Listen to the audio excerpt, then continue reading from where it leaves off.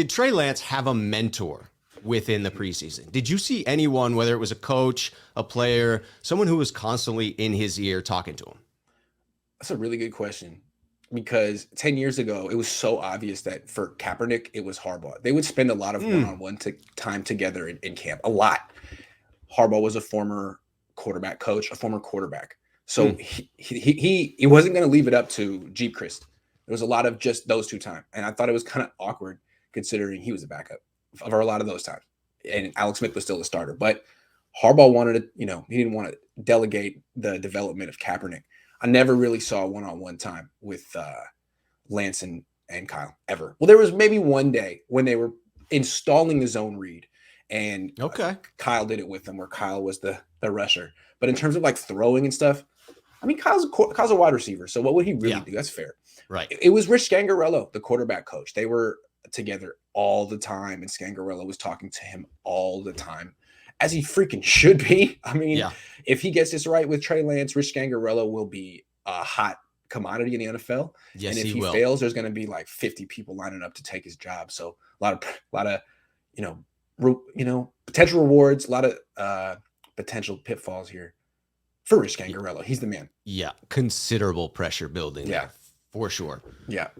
All right. So, I mean, I like the sound of that. I do wish that we had a bit more of Harbaugh in Shanahan. I feel like if he could really grasp that concept of building up his quarterbacks, I think that it would take him to the next level as a leader. I know that he's a great offensive mind, but the way in which Harbaugh instilled confidence into his quarterbacks, and I've talked to you before about being a believer in the pregame ritual of the banging on the shoulder pads and the smack in the chest.